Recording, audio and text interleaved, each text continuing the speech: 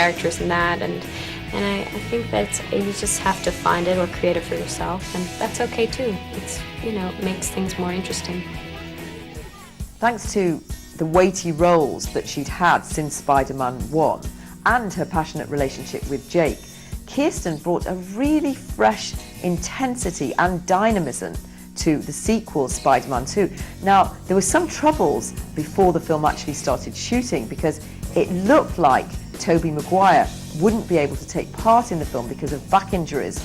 And at one point there was even talk of Jake Gyllenhaal doing the role instead because the two actors looked pretty similar. But Tobey was back on board, they were all together, and the new film, Spider-Man 2, managed, unlike most sequels, to have even more strength and dynamism than the first.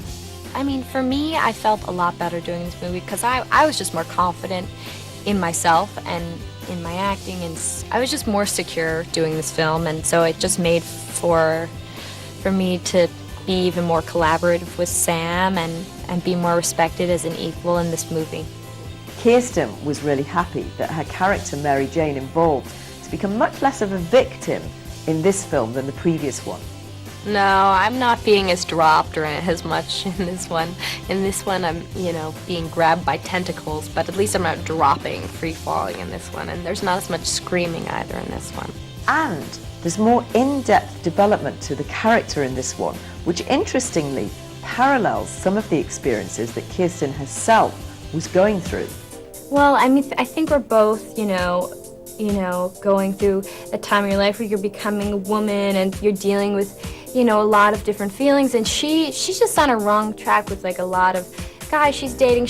Luckily, she got out of where she was living and she was strong enough to move to New York by herself and pursue her acting career, even though she covers herself a lot. She's very insecure, and I can understand, that feeling, but I have more support around me than she did. I mean, Peter's the only man that I think she was very vulnerable with and confided in. Spider-Man 2 was a colossal hit, largely regarded as superior to its blockbuster predecessor. Kirsten followed that huge success by expanding her repertoire in the romantic comedy Wimbledon. The versatile actress played a rising star in the professional tennis world and love interest opposite Paul Bettany. The young actress has long been aware of the difficulties of growing up in the spotlight. I mean, it's definitely not easy, in terms of relationships with family, and now it's like I'm in control and everything's changing, and, it's hard for everybody around you kind of to change with you always, and so it doesn't make it very easy, but, I wouldn't take it back, but, it definitely has led to, a different, I'm not a normal 21-year-old, that's for sure. With her mother Inez, the gorgeous blonde has opened her own production company called Wooden Spoon, named after her grandmother's favorite instrument of discipline. Kirsten has long had in mind roles other than just acting. Oh, I'd love to direct and write, yeah. When preparing for her role in writer-director Cameron Crowe's Elizabethtown, Kirsten put her directing dreams aside to focus on her character. A lot of me is definitely this girl, and I think when you feel the most free in what you're doing is when you are being the most honest with yourself. So it kind of feeds, feeds each other, I think. She was just such a great character because she's not self-deprecating at all. She's very positive all the time, and she's really just there to help the other person. By keeping her boyfriend a priority, her family by her side, and her feet firmly planted on the ground, Kirsten is able to weather and navigate the volatile Hollywood storms. Kirsten's roles in front of and behind the camera will continue to expand as her faithful audience continues to watch her grow up and evolve before our eyes up on the silver screen.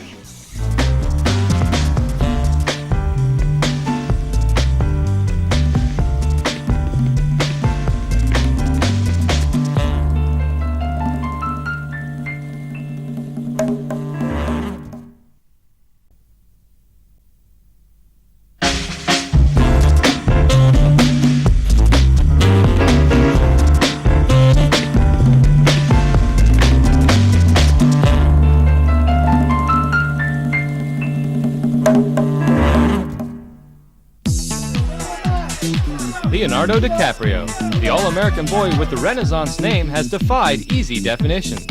An intense and chameleon-like actor, Leonardo went into acting as a way to escape his impoverished childhood. It was by chance that he had a precocious talent. He never dreamed how well he would succeed. It all started when Ermeline DiCaprio and her husband George were strolling through the Uffizi Gallery in Florence, Italy. She was in front of a fantastic painting by Leonardo da Vinci when she suddenly received a swift kick from her unborn baby, and she took it as a sign. On November 11th, 1974, Leonardo DiCaprio was born in Hollywood. Leonardo's family was dirt poor, and this really motivated the young boy to get out of his meagre circumstances and do better in his own life. When he was just a little boy, Leonardo appeared on his own favourite TV show, Romper Room, and he was nearly kicked off the set because of his disruptive behaviour, something that was actually to show up later in life.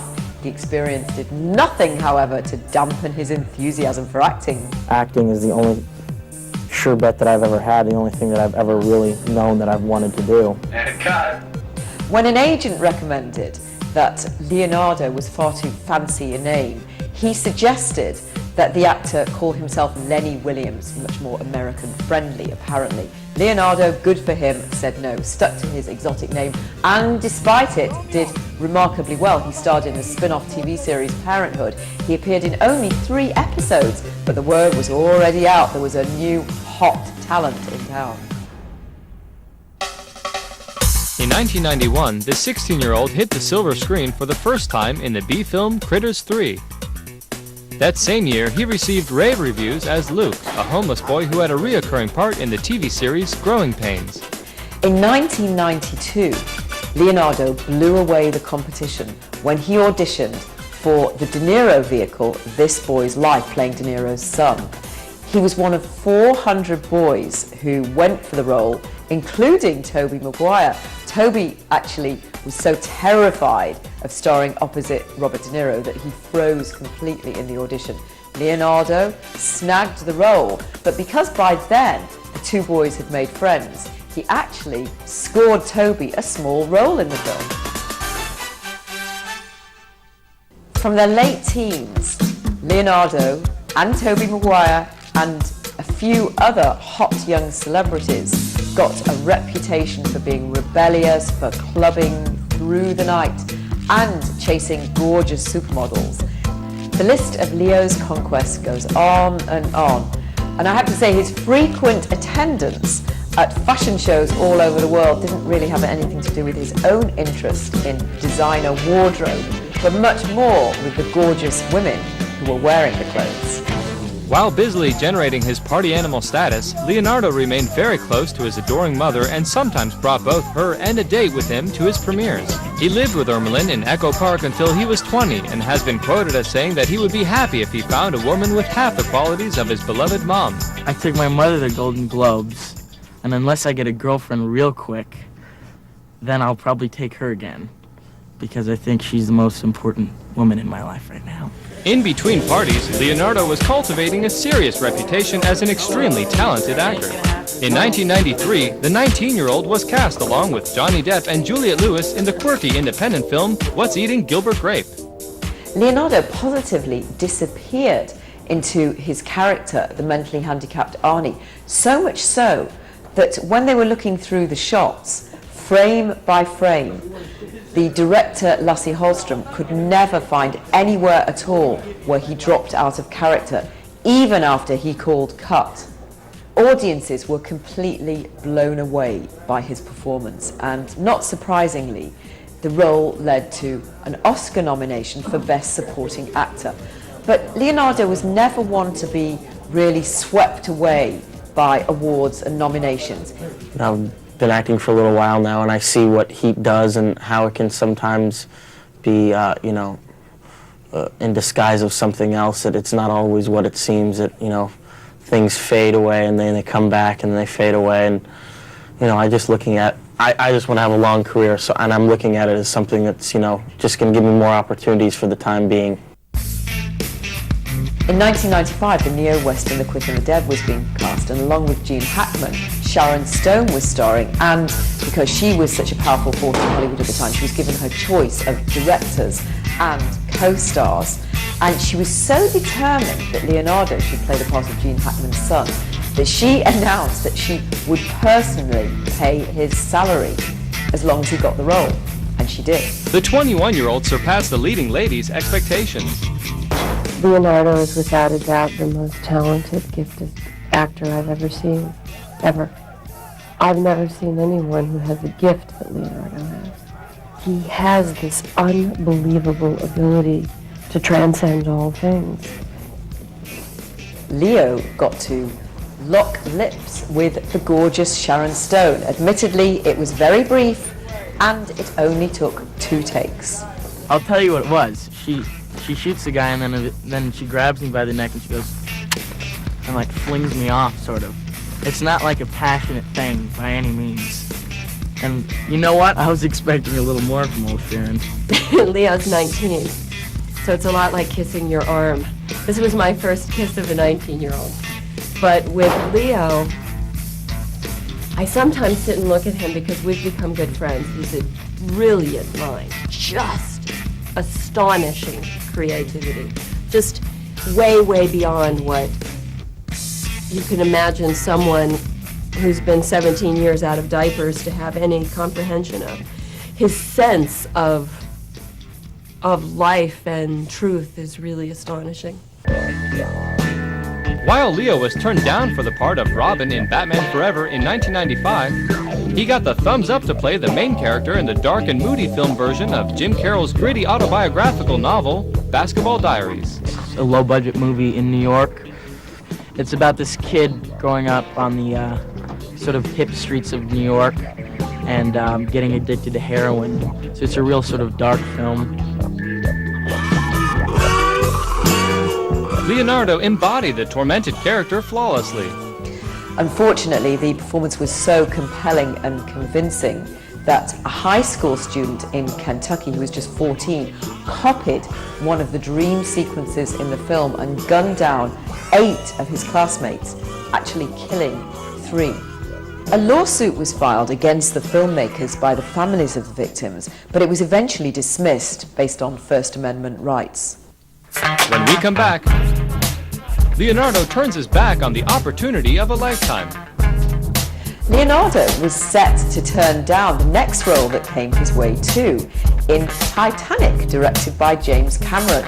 He was more used to playing brooding, intense characters and didn't much like the idea of playing the leading man in what was obviously going to be a massive blockbuster.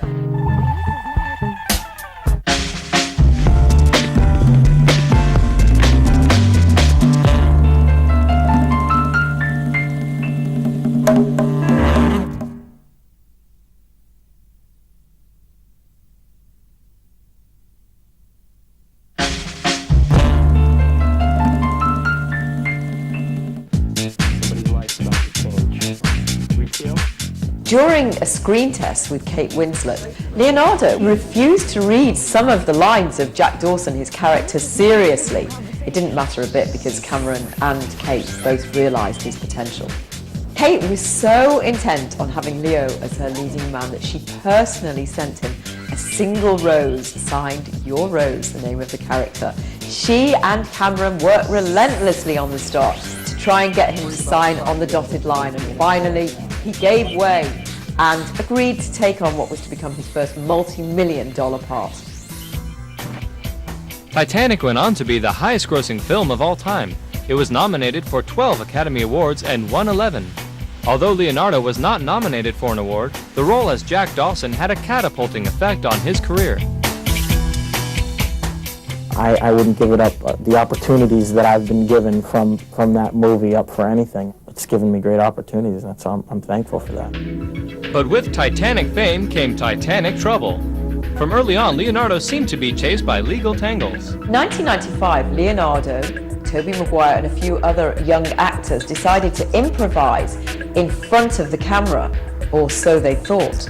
A feature-length drama, Don's Plum, was put together which was full of crude talk and bad language. And Leonardo and Toby decided to sue the filmmakers, claiming they never agreed to take part in a full-length feature film. In 1998, Leonardo sued Playgirl magazine over their plans to publish nude pictures of him. The origin of the picture was unclear and may have been clandestinely snapped during a love scene on a movie. The magazine reportedly paid an undisclosed amount to DiCaprio in damages. Between and among legal battles, in 1998, Leonardo was cast in another period piece, the historically based film called The Man in the Iron Mask. The film was shot in France with the legendary French actor Gérard Depardieu. No, I was very impressed by Leonardo because he's, at that time he's 22 years old. And he's such a lot of experience, but he's got beautiful things because he listens and he mimics all the time, but he knows the best way of each other, you know, and that's very strong. Along with Depardieu, the 24-year-old actor had the chance to work with a number of other screen legends. The impressive cast included John Malkovich, Jeremy Irons, and Gabriel Byrne. The interesting thing was, you know, going into a situation, not really knowing any of them at all, and knowing their work completely and admiring them, and sort of realizing that they all must have completely different processes, and how sort of all these great processes and all these great actors would get together, and if they would get along, or if it would be any kind of you know, weird ego problems or whatnot. And you know, right away everyone recognized, I think everyone was honored to be with each other, you know what I mean? We all felt, I certainly felt honored to be there, and you know, sitting amongst all these guys, acting with them. And you know, I learned a lot just by watching their processes, and I think right away everyone clicked and recognized that we were happy to be there, and it was a once-in-a-lifetime opportunity, and thus everyone acted like school children, and we're constantly making jokes and, you know, being ridiculous all day, which was fun. The fun helped Leonardo offset the difficult task of playing twin characters who were enemies, King Louis XIV and his identical brother, Philippe. It was an unusual challenge. Getting into each character was, you know, that's the fun part for me as an actor, is sort of being comfortable with each one of the characters and being able to switch over, you know, sometimes 4 times in one day. That's fun. The film had a good opening weekend, probably due to Leonardo's colossal popularity still flying high off Titanic. But quickly, the ticket sales dropped off. Fortunately, Leo could forget about the box office disappointment by basking in the idealistic setting of his next big movie, The Beach. Shot on the exotic Pai Pai Island in Thailand, the 26-year-old was ready for something new.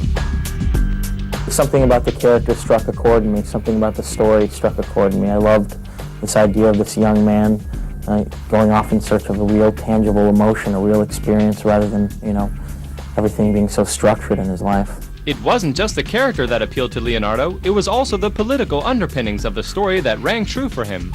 In many ways, the idyllic setting made the shoot more like a vacation than work. Unfortunately, the film sank at the box office.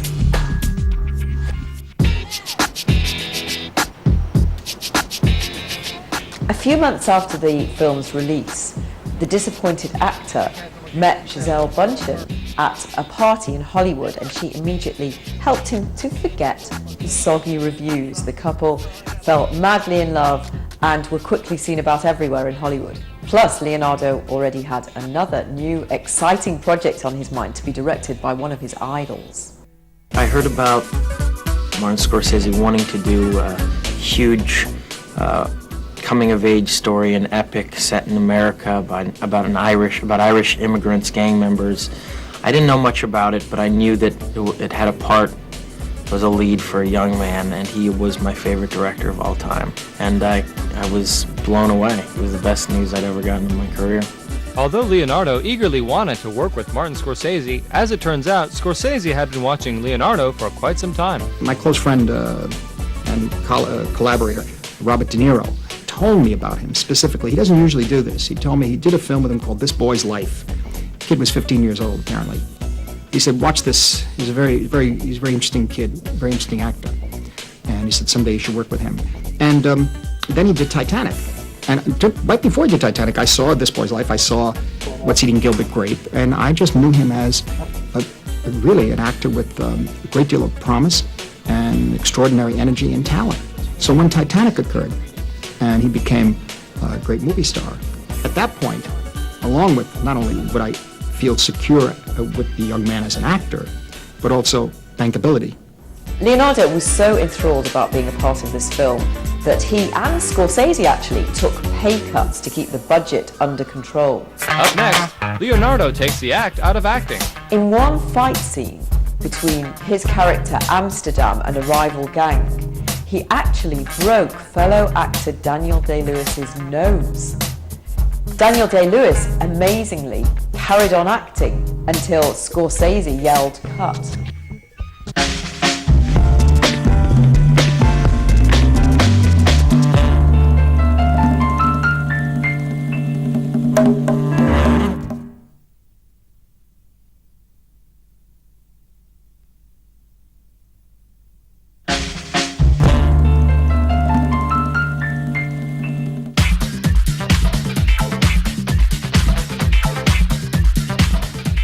Leonardo clearly has a soft spot for dark environments and films with edgy characters, so Gangs of New York was perfect for him. To be honest, I mean, this was almost like a circus of freaks down there. Only if you were very courageous you would go down there. People were half drunk on the worst types of